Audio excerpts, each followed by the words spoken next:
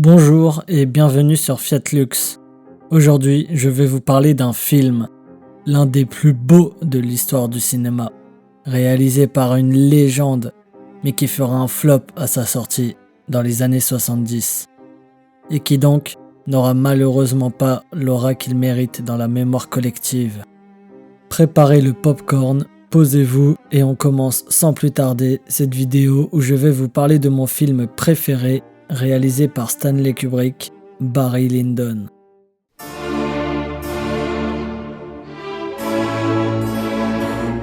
« 26 janvier 2014. J'ai 21 ans lorsque je découvre ce film sur les conseils d'un follower de Twitter qui a flairé mon kiff pour les compositions d'Handel. 3 heures après avoir lancé le fichier MKV, je ressors de ce visionnage bouleversé par le grandiose. Et dans les prochaines minutes, nous allons voir pourquoi ce chef-d'œuvre, trop méconnu du 7e art, mérite absolument votre attention. Barry Lyndon est un film de Stanley Kubrick sorti en 1975. Il adapte le roman quasi éponyme de William Makepeace Thackeray, publié en 1844.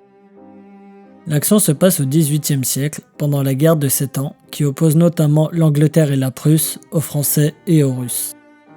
On suit Redmond Barry, un jeune Irlandais sans le sou, mais qui a la flemme de finir prolétaire et qui va tout faire pour grimper les échelons sociaux.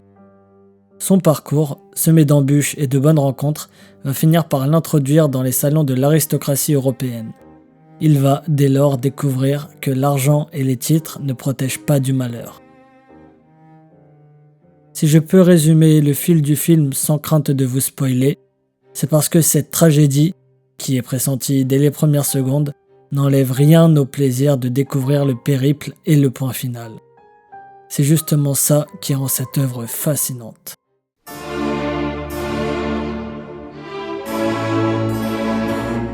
Sur les aspects purement techniques, ce film est une brillante révolution. Regardez ce plan. C'est la scène de jeu dans la maison du chevalier de Ballybarry. Kubrick a voulu un éclairage le plus naturel et authentique possible pour son film, et donc il n'y a que des bougies, rien d'autre. Pour réussir la prouesse visuelle de rendre ces scènes visibles, le réalisateur a fait modifier un objectif Zeiss de focale 50 mm, initialement conçu par la NASA, afin de réaliser des prises de vue de la face cachée de la Lune lors de la mission Apollo 8.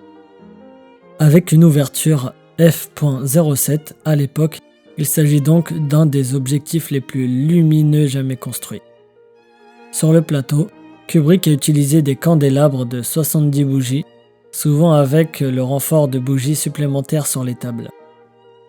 Résultat, on voit les visages des personnes trembler dans la lueur des flammes, comme dans un tableau de Georges de la Tour. Bel hommage à la technique picturale du clair-obscur que j'apprécie tant. Concernant la technique en extérieur, Kubrick a utilisé des focales de 18 et 25 mm à faible ouverture. Ce choix transforme ses plans en peinture vivante à ciel ouvert grâce à une importante profondeur de champ.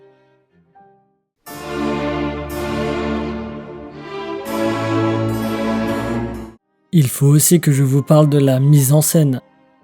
Tout au long du film, Stanley Kubrick écrase ses personnages dans leur décor grâce à un mouvement de dézoom lent mais inéluctable.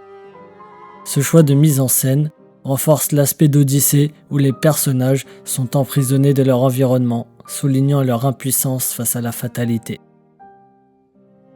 La lenteur du dézoom entre en résonance avec la principale critique qui vise le rythme du film. Mais, comme dit précédemment, on suit la vie agitée d'un personnage qui fait face à son destin. Et quand on a le sens de la mise en scène, du récit et de la précision, ça ne se torche pas en 1h30. Un parti pris original de Kubrick, c'est d'avoir intégré la voix off d'un narrateur, teinté d'ironie, que l'on doit au comédien Michael Hordern.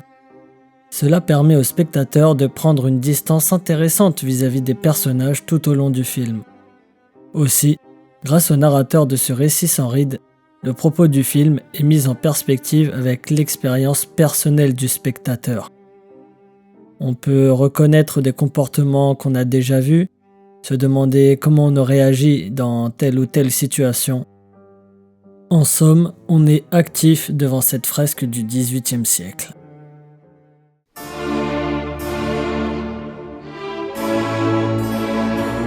Suivre le personnage de Redmond Barry, qui deviendra Barry Lyndon, c'est un peu être le témoin de chaque étape du retour d'Ulysse à Ithaque.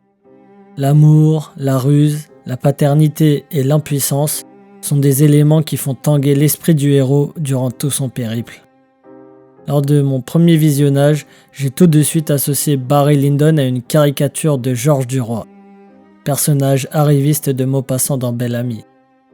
Mais au fil des années, j'ai compris qu'on était sur une proposition plus subtile, habillée de thématiques universelles qui traversent les âges. Kubrick expose dans ce film un univers où le cynisme règne sur quasiment tous les personnages, qu'il s'agisse des modestes et notables de la campagne irlandaise ou des élites se pavanant masquées d'hypocrisie sous les dorures de l'aristocratie européenne. Pour un Français, il n'est pas difficile de voir dans ce film une projection de ce qu'a été la vie des nobles à Versailles avant la guillotine. Et, face au coup du destin, entre calcul et sincérité, Redmond Barry doit tenir bon dans un environnement vorace, avec des hauts et des bas. On pourrait même faire un remake qui dépeindrait notre époque. On remplacerait les châteaux par les villas à Dubaï, les duels par les clashs sur les réseaux sociaux, puis les 1v1 parking, et on est bon.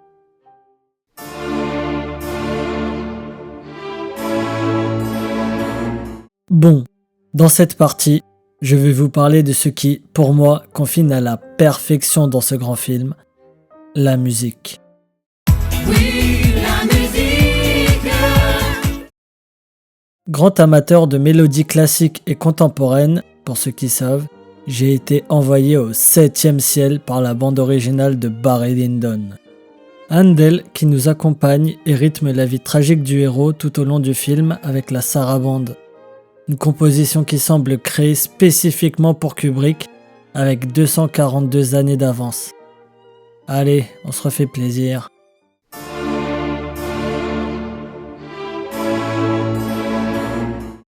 Et merci à Lafouine d'avoir samplé cette composition et me l'avoir révélée.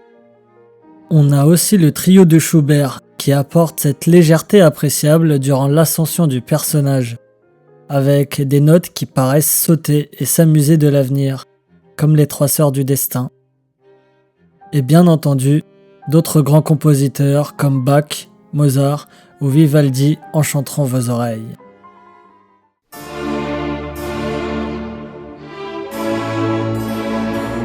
Vous savez à présent pourquoi Barry Lyndon est un chef-d'œuvre du cinéma et mon film préféré. Parce qu'il est visuellement parfait, parce qu'il est un enchantement pour les oreilles, parce qu'il est intelligent sans être prétentieux, parce qu'il est triste sans être larmoyant, et parce qu'il délivre une nouvelle sagesse à chaque visionnage. Si vous avez la chance de ne jamais l'avoir vu, foncez vers cette belle découverte où la voix off est une œuvre d'art à elle seule. Le film est reprojeté au cinéma de temps en temps et il est aussi disponible sur la plateforme HBO Max, notamment via Canal+ et Amazon Prime. Aussi, je vous laisse le plaisir de découvrir par vous-même la phrase qui conclut cette odyssée mouvementée. Elle est aussi glaçante que magnifique. Et voilà, la vidéo touche à sa fin.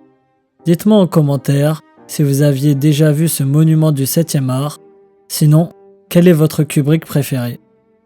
Enfin, si la vidéo vous a plu, likez, abonnez-vous et activez la cloche. Et on se dit à bientôt.